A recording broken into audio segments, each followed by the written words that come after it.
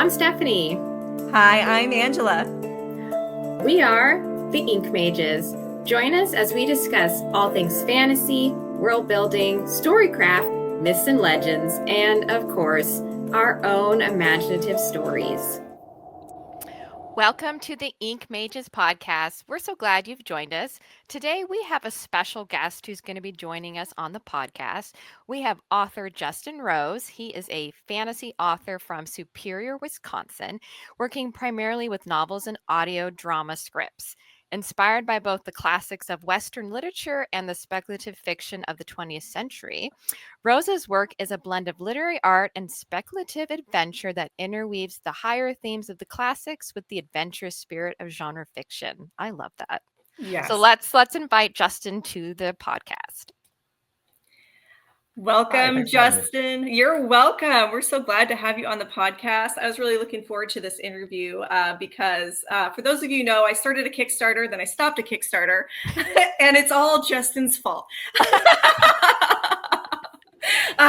No, he had some really great advice for me, and that the Facebook page that if you haven't checked out our previous episode on Kickstarters, you should definitely do that. But those were his recommendations, and it really helped me get a leg up on how to do this. So I really appreciate Justin, and I love his projects. I'm really great. It's really exciting to be able to highlight that today. So Justin, as we do here at the Ink Mages, we love to find out any of those fantasy nerdy facts about you. So what's something that you could tell us about yourself today? Sure. So I guess most of the nerdiness about me is more on the like literature nerd side than like the Dungeons and Dragons such side. I actually didn't get into fantasy very much until I was like college age and until I was about to start writing. Like most of my reading growing up was more the classics and such. So I guess the nerdiest thing would be when I was a little kid, I learned to read on those great illustrated classic books where they got, a picture on one side of the page and then text on the other. And it's like an abridgment of basically all the Western classics. And that was like my entire diet as a child. So like once I was past, learning to read, then those were the next natural step for me. So I guess kind of nerdy was, my introduction to reading was picture books of Charles Dickens and Dumas and all that. That is awesome. I grew up on those illustrated classic books too. Me My too. mom had at least like a dozen of them, so that's how I was introduced to like Oliver Twist, a few Mark Twain books, and Last Mohicans. I actually really like looking at the illustrations for that one. That was a really one. cool one. Yeah, it was. So that is so cool. One of my favorite pastimes is to go to like the used bookstores. We have a really big one here in Waco, and find those books because I grew up reading them, and it's been like one of my goals in life is to recollect all those books that I don't have anymore. And I just recently found a Robin Hood one, and it was a big score. Yes. That was a good one too. The artwork in that one is beautiful. Like the way they kind of aggrandize certain characters just beyond the realm of believability, but within the realm of like suspension of disbelief is so nice because like Little John is like this hulking figure who like when his like hand is pushed into the frame of the image, it looks unnaturally huge, and to a child it's just something absolutely grand and epic about the way those line-of-cut illustrations are made. I love those. Yes, I love that so much. Tell us a little bit, because I've noticed just, now that we're friends on Facebook and Instagram, that you've been to a lot of conventions. Kind of tell us how that all started for you, what that looks like for you. Sure, absolutely. So a couple years ago, I was at my favorite coffee shop, and the owner came up to me and was like, hey, I know you're a writer, because that's basically what I do in her coffee shop all day long as I sit there at my laptop and write. And she's like, I have this friend who runs a local comic convention. And he asked me if I knew any creatives in the area who'd like to vend at it. And I was like, well, I've never even thought about selling books at a comic convention. Is that something people do? But I went and checked it out. And what it was basically about 20, 25 vendors in a middle school gymnasium at little tables with their wares. But I had a lot of fun with it. I don't know. I sold like a dozen books or something. But I was like, wait, if this is an actual type of venue that people use for this, though, I should look into it. And so that year I did 37 events, I think. Whoa. And basically almost every weekend of the year, I was traveling to Chicago or Madison or Milwaukee or Minneapolis doing events and trying to figure out what ones were worth doing or not. Yeah. And it was everything from like tiny little mall events to school gymnasium events to C2E2 in Chicago with like 70,000 people or whatever they have there. So I Wow. kind of tried to run the gamut that first year and burnt myself out and did no writing for a year. Wow. But figured out that it was an actual venue that's something I could do and pursue, because up until then I was mostly just writing my books for myself. I wasn't really making any effort to push them to gather an audience or do it professionally. It was just something I did for my own interest. And after doing those events and meeting a lot of other authors who are active in my area and starting to build a network of friends who share similar interests, it's increased my passion and my delight in what I do so much more. You know, I've gotten to do panels now. I've gotten to teach classes on editing. I've gotten to do all these things that I never would have if this coffee shop owner hadn't said, hey, there's this like hokey little event down the street in a middle school gymnasium where you can sell your books. So yeah, that's how it started. I think it's amazing how one person can just like put a little bug in Yeah. our ear about something, and that is what totally launches us into the stratosphere. Absolutely. So tell us then how like your author journey started. When did you start writing or felt like you wanted to be a writer? I have basically always written, like since I could read, pretty much. I love stories growing up. Like I said, you know, those great illustrated classics formed a deep impression on me as a kid. You know, I still have all just dozens and dozens of illustration photos burned into my mind and remember the stories vividly and returned to the stories, you know, after I was old enough to read the real versions of them and loved them. It fell in love again, you know. So I started writing probably when I was 7 and just never stopped. My parents had a friend who was getting rid of this computer. And it was this ancient computer. Even, I mean, I grew up in the 90s, and even in the 90s, it was already this ancient junk computer that we're just going to throw out. All it could do was run solitaire and Microsoft Word. And I sat in my room for hours and hours and hours and worked on stories. And the computer would shut off periodically at random times. And this was before autosave or anything. Oh, so no. I basically played Russian roulette with my writing every day as a child. Like, if I didn't hit save often enough, I'd lose pages. And it was, that's kind of how I grew up, just learning to write and enjoying writing. I had a book I started when I was 11, and it eventually got to be about 200,000 words. It was just this monster. But the thing was, I wrote it from age 11 to like age 19. So it went all the way from I could barely figure out how to break a paragraph and how to use quotation marks to I had now taken all these high school classes on advanced composition and stuff, and it was actually a deep interest of mine, but it's all in the same document. So you can track my progress from childhood to adulthood right in that one document. So that's how I got my start. And then after college, or rather during my senior year of college, I started working on the first book that would become a published work of mine. And then it's been basically every 2 years since I've released one. Wow. So how many books do you have now currently out there for people to get their hands on? I have 4 available, and then I have one which it's actually a script rather than a novel, but it is a full story that will be produced as an audio drama, and that'll be available coming in January. So that's what I want to talk about that. So that's the Fall of Ingway project, right? That we're working on right now. That's on Kickstarter. In fact, please get on Kickstarter and support Justin and check out his Kickstarter. But can you tell us a little bit about that? Like, how did that one begin to come about? I mean, I was so like excited to see a full audio drama coming together on your project. Absolutely. So as a kid, I used to listen to old time radio dramas like The Shadow, Escape, Suspense, X-1, like all of the Lights Out, Weird Circle, just all of those old radio dramas. I loved them as a kid. And there's a public radio program that played them every Sunday and Saturday evening growing up. But so I've always loved the format. And I wanted to write a story set. So I have this fantasy world called Rehavan, which is where my main series of books are set. And they're all kind of, you know, stories of mortals and, you know, elves and men and minotaurs and these different races. But they're all fairly grounded. But I wanted to write about the myths behind that world.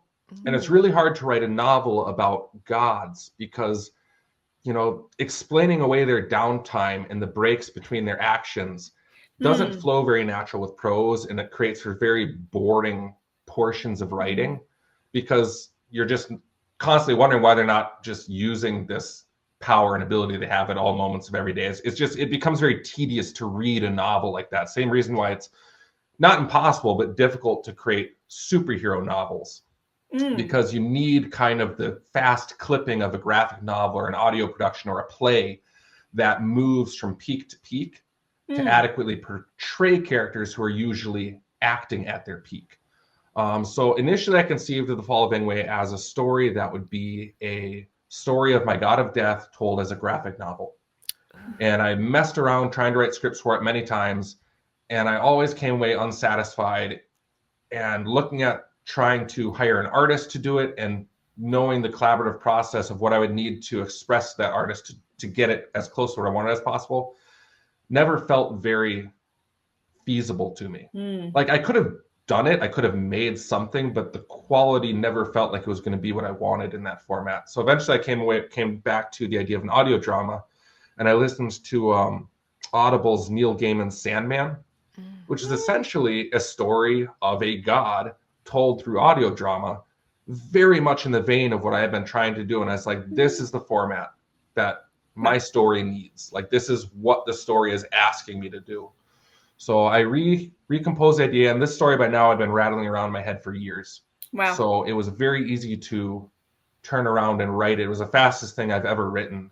Normally I take, 2 years to write a book. The script for this was started and finished in 6 months because the story had just been there so long, and I knew all the emotional beats I wanted, all the plot points. So I knew what I wanted to write, but I didn't really know much about the production side of things.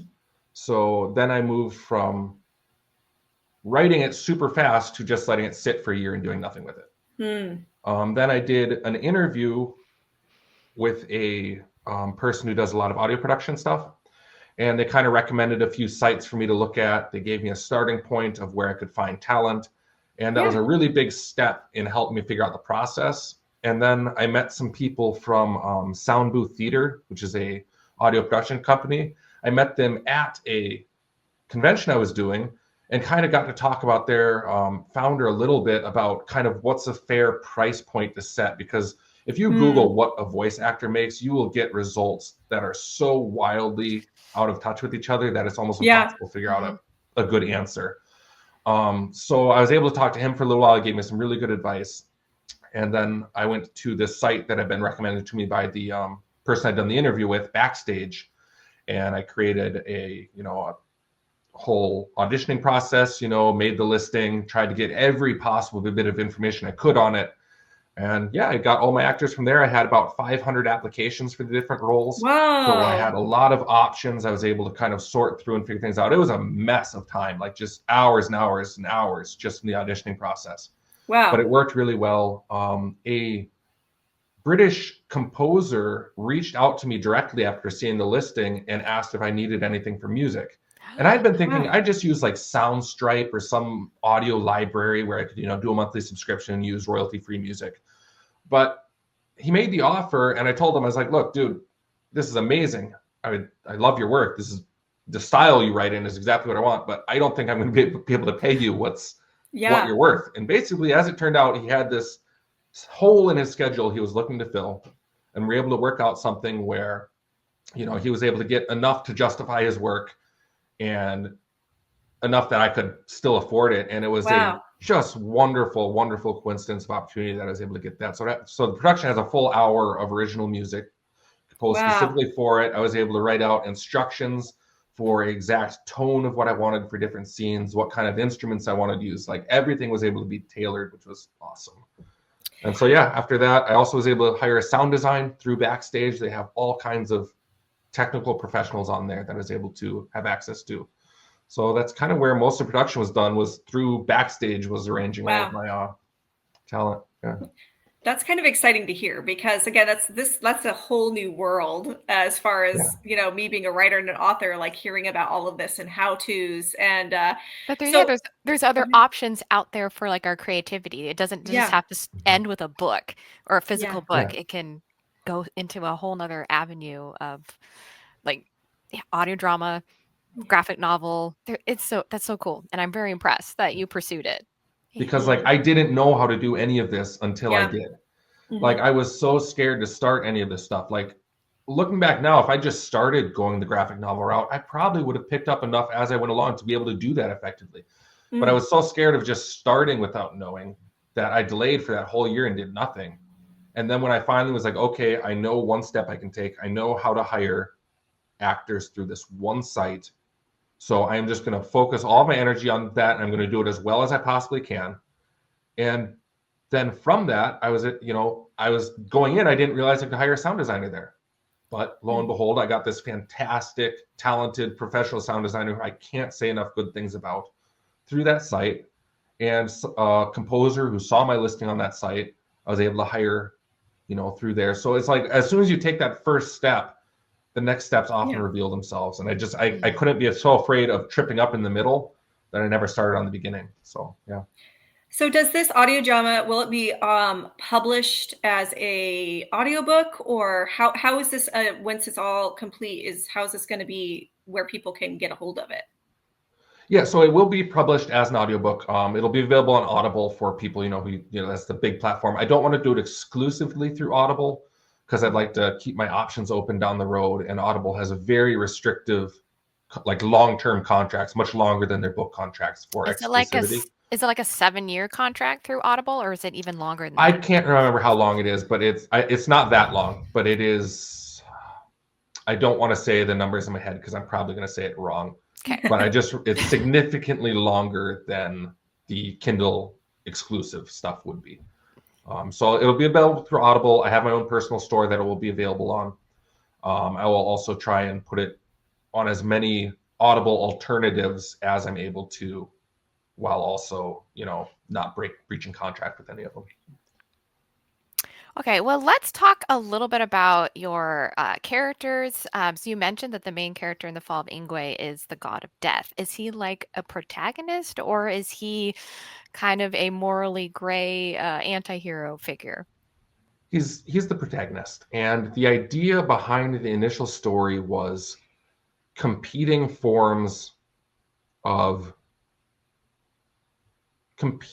ways of doing the right thing that can corrupt each other in a way. So my initial creation story for this world is built around one creative god who manifests all his own attributes as individual beings. So there's a god of mercy, a god of anger, a god of wrath, a god of justice, a god of this, a god of that. And then these gods rub up and bump against each other. And because they're isolated, they're not the cohesive whole. They change each other. And some are corrupted, some are elevated, and they shift and develop. And eventually you get to a point where they are corrupted, where they're not what they were initially created as. And the beings that they create, all of the flesh folk, endurance creates the minotaurs, curiosity creates humans, eros creates merfolk. You have all philia, love, which is like brotherly familial love, creates the elves, who are very tribal. And eventually, though, as the gods are corrupted, they start to use these beings they've made as pawns in their games. And the great creative god basically shuts himself off from the world and isolates them to their debaucheries, in a sense. And there are all of those gods that are created by the main masculine creative god, but there's also an alternative feminine creative god who is kind of the mirror image in reverse in many ways. And the gods that she creates are gods that kind of mold themselves after the patterns of physical creation. So you have a god of time, a god of, the natural world, Gaia. You have a god of death. You have a god of chance and luck, and these different forces that operate in the world. And so the god of death is inherently dutiful, inherently bound to do what he needs to do. And he's resented and hated and feared by all the other gods who realize that he is their termination point, that all things that exist will end, and he is that ending, except for a few exceptions. And one of his closest companion gods is the goddess of mercy. And the idea is that Ingway, his duty is corrupted by the effect of mercy. So you have the goddess of mercy, who appears in several of my books. She's one of the most morally good characters in the series, one of the emblems of decency and light whenever she comes into the stories. But her effect on a being bound by duty is to slowly draw him away from that towards empathy. And so it's a form of goodness corrupting another form of goodness. And the idea of where is the balance between differing virtues to be found? And so Wow. that's kind of the main storyline, is the god of death is growing closer and closer to the souls he's supposed to reap. And he's betraying his station while also becoming more human. So that's kind of the plot line. It sounds so philosophical and fascinating. Oh Yeah. man, I definitely want to dive into it. I was picking from a lot of different religions and myths when I was developing the creation story. I'm not going to lie, it's not all entirely original. There's a lot of ideas about the nature of sacrifice that are drawn from different religions. There's a bit of deism in there with the distancing of the creative God from his creation. There's a lot of Gnosticism with the idea of one high spirit creating lower spirits, which create lower spirits, which create flesh. So there's a lot of different older philosophies and religious influences throughout. There's also a lot of Christianity in there, and a lot of like more traditional like religions as opposed to just myths. But yeah, there's a fair bit of it that I've picked up elsewhere and kind of repurposed to fit my own niche world. Well, I think some of the best writers were inspired by other stories. I mean, you look at, we talk about J.R. Tolkien and C.S. Lewis all the time on this podcast. You know, they were inspired by Norse myth and, Celtic myth. George MacDonald and a lot of these other writers that had come before. And even my own books were inspired by Arthurian legend and Celtic mythology, and this idea that stories can become bigger and have even more of a power. And there's reasons why stories don't just go away. There's a reason why they stick, and they're meant to teach something.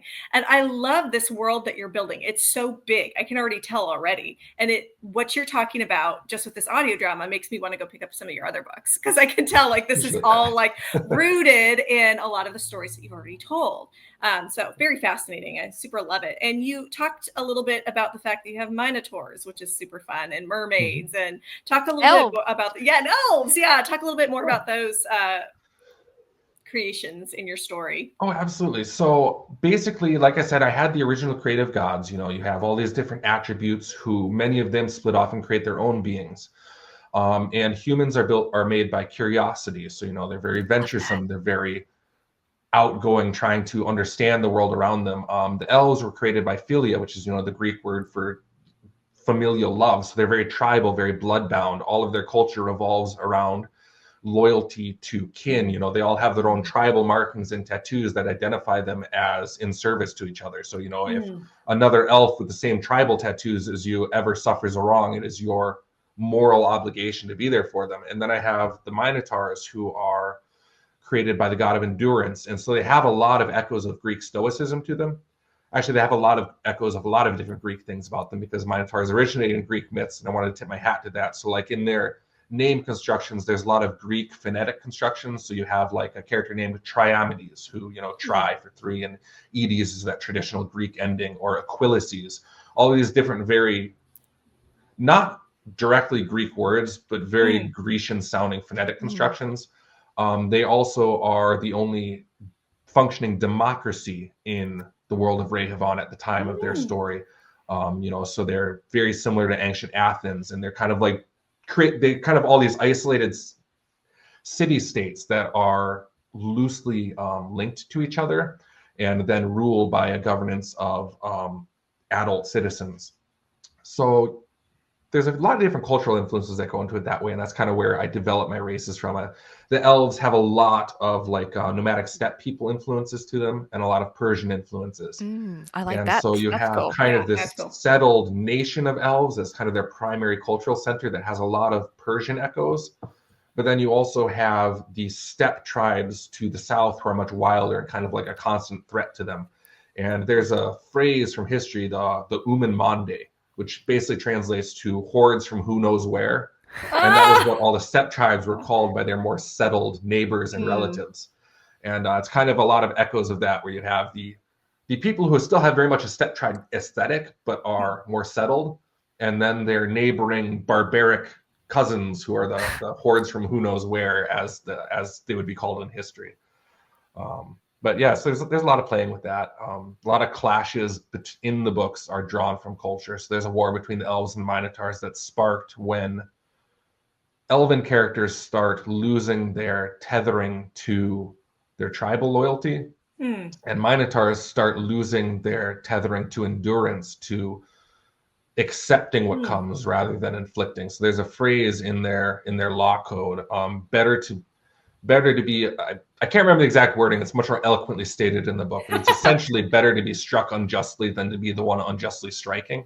And as they slowly lose touch with that concept, as the elves slowly lose touch with their moral centering, their cultures come into more and more conflict and clash. So that's kind of one of the ideas in there. Yeah. So, are there like main characters from each one of the races that interact with the god of death? I'm just so curious how this all like interweaves Yeah. together. So in the um in the audio drama with the God of Death, there's pretty much only human characters and a few Minotaur characters. It's a very much a smaller, oddly enough, since it's all about gods and this great world, shifting change among the gods. On the human fleshly side, it's actually a very small story between two neighboring city-states. And there's a love story and a war story going on that the God of Death is kind of like following alongside, but it's pretty much just human characters. And then there's a small band of Minotaur mercenaries who serve one side who are involved. But in the novels, there's much more diversity in the cast. So one of the books is a book which has almost no human characters. It has like 2 human characters who just feature here and there. But otherwise, it's all about elves and minotaurs, and you get the story of their war from both perspectives. And then the main storyline, the other 3 novels, are kind of a family saga following a family of immortals.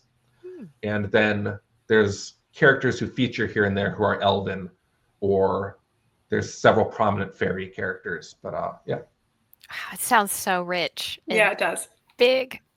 Yeah. I think that's what's cool about fantasy is we can have really grand world building, but then it's like when the story, it's very focused or it's narrow and it's character driven. So we can have all these grand, complex things in place. And it's like, yep, but we're going to just narrow it down and focus on this person's journey through this world. Which it's always the intimate moments that stick with you anyway. Like you can read a story like The Wheel of Time about the end of not just the one world, but of all worlds, in this cycle. And yet it's not the massive battles between Baal and Rand that stick with you. It's the moment when they are children playing with badgers and, pranking each other in the village.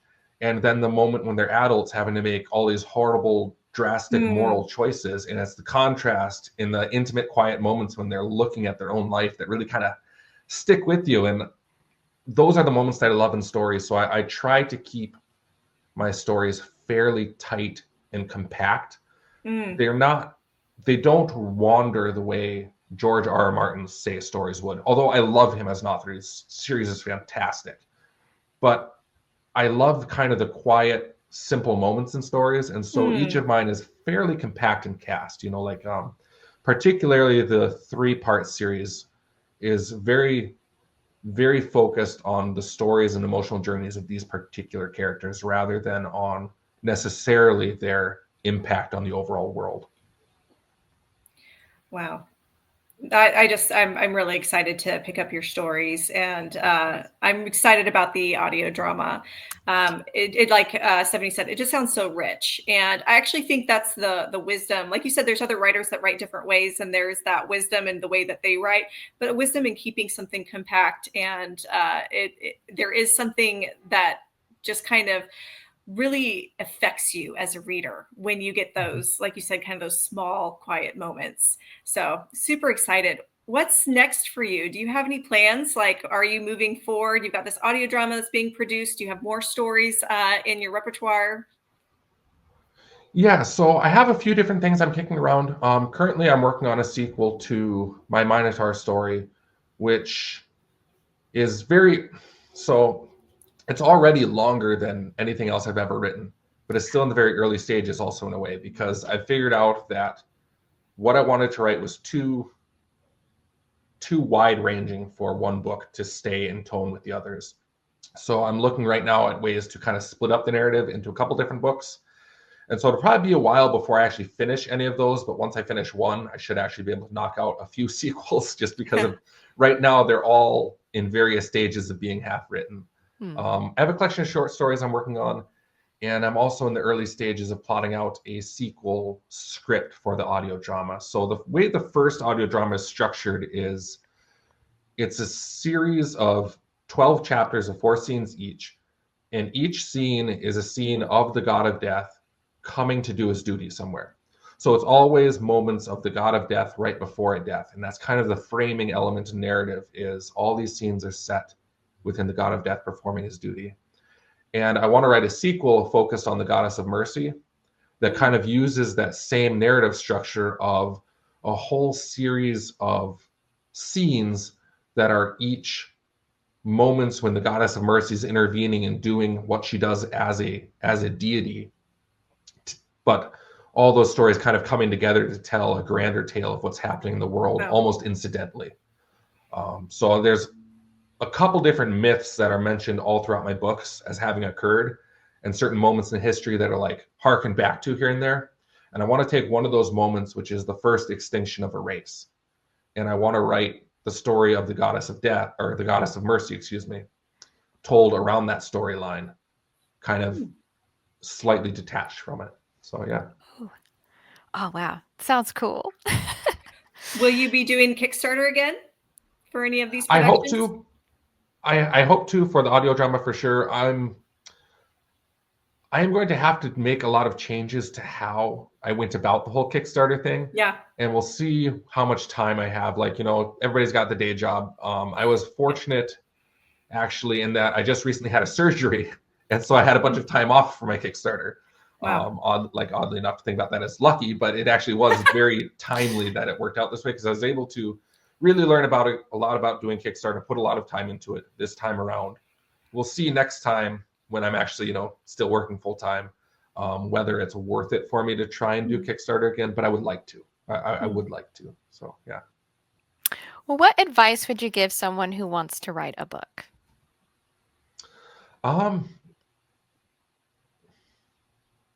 That's a really broad question. There's a lot of things.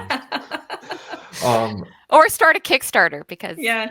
you've started one. Well, if they've already got a book and they're looking to do a Kickstarter, I think there's a couple Facebook groups specifically tailored to Kickstarter that Angela was talking about earlier that are super helpful. So one is just called Kickstarter for Authors, and the other one is Kickstarter for Experienced Authors, Newsletter Swaps, or something like that. You'll find it linked to in the first group.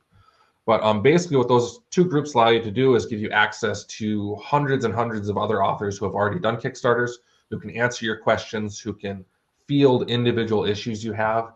And then what the second group does is gives you an avenue to advertise for it, so that you can swap newsletter mentions with other authors who are active in the Kickstarters and who have an audience who purchased from Kickstarter already. So those two resources are super helpful. I would recommend increasing your social media presence a lot, as much as you can leading up to it. So my social media presence has always been very scattered and hit or miss.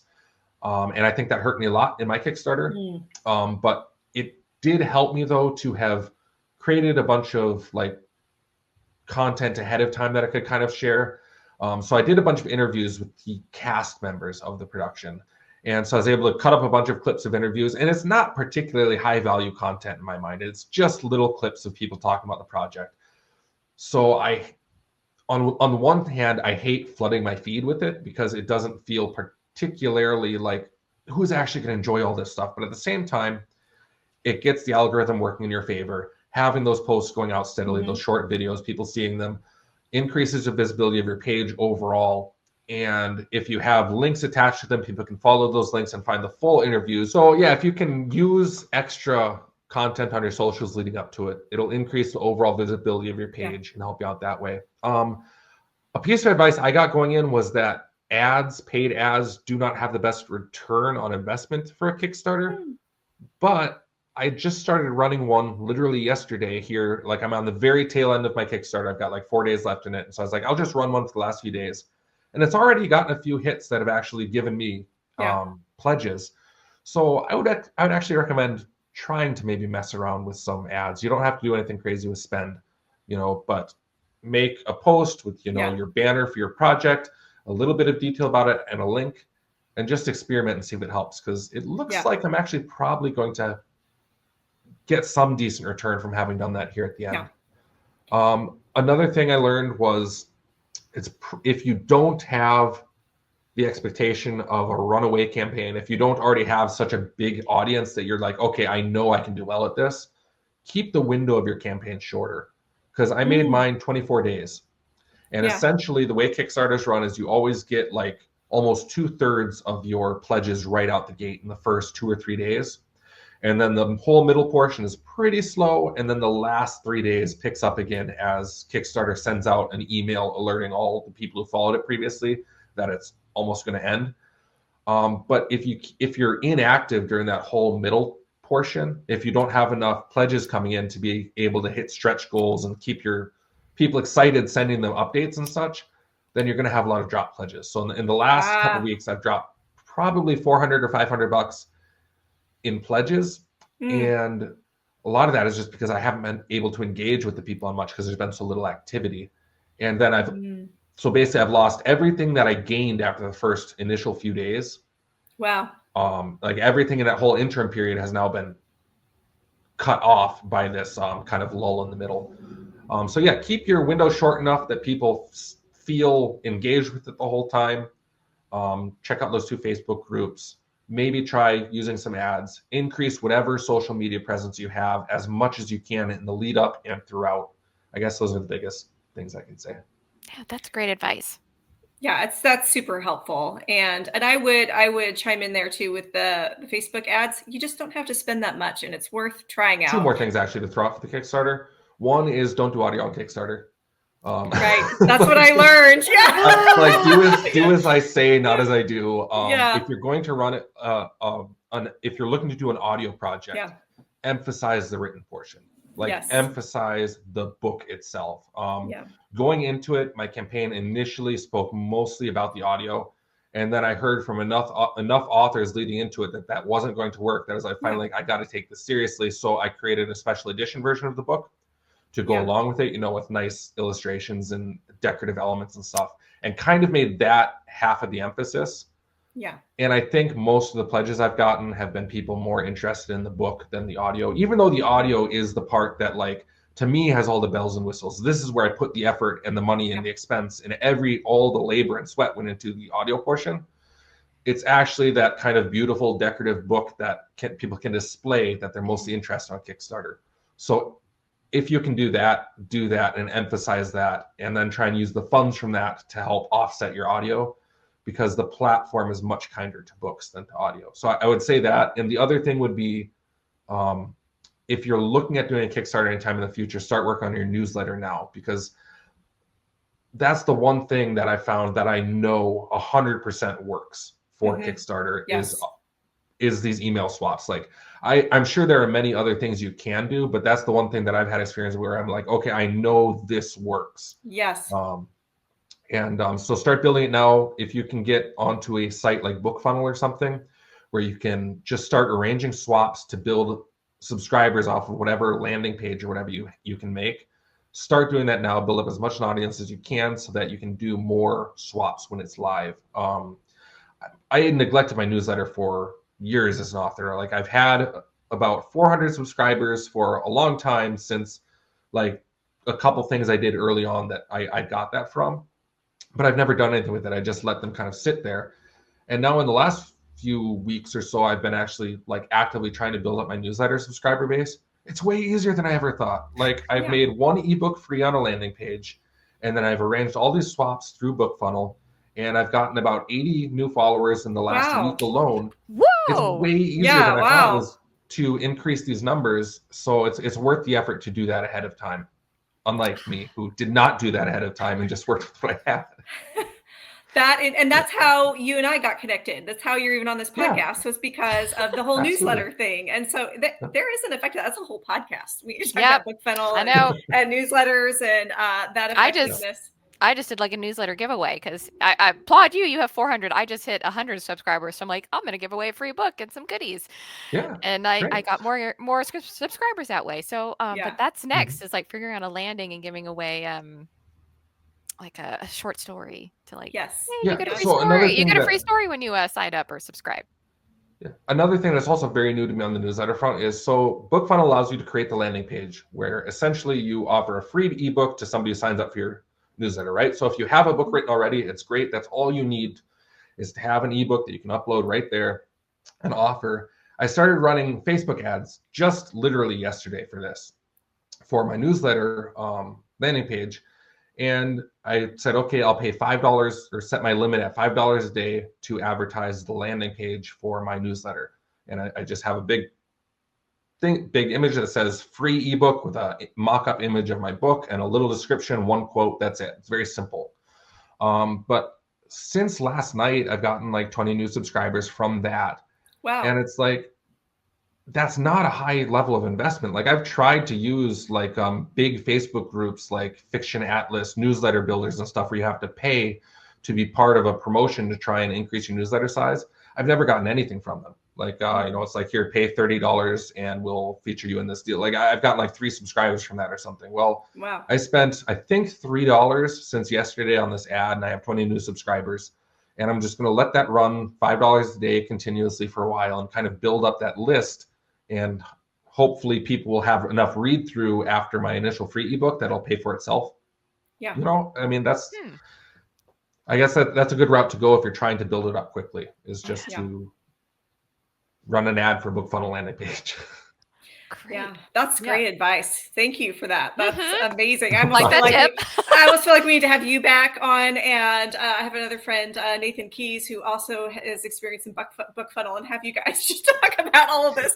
Because the thing is, I'm not experienced though. I'm like brand new to BookFunnel in a lot of ways. Like I have only started doing it quite recently, but I'm like, okay, this works though. Like I did not realize that this actually was something that would work so well so quickly. So well, that's great. Apparently what you have learned is more information than I had previously, so definitely appreciate that.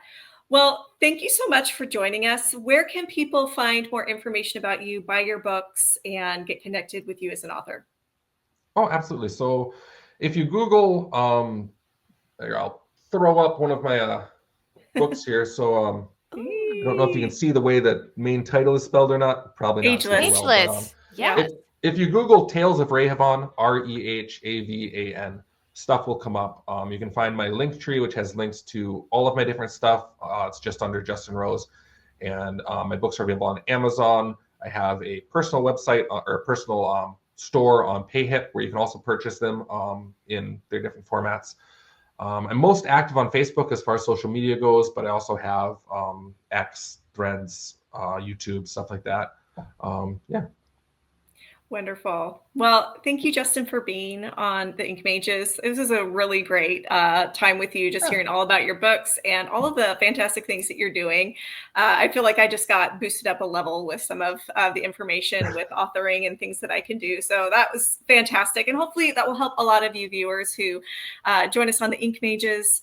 So please jump on Justin's bandwagon before his Kickstarter ends. Please go on Kickstarter, support him. Really, let's see this audio drama happen. And please leave us a like, leave us a comment, leave us some of your favorite mythos and stories of gods in the comments. And we'll see you next time. All right. Thanks so much for having me.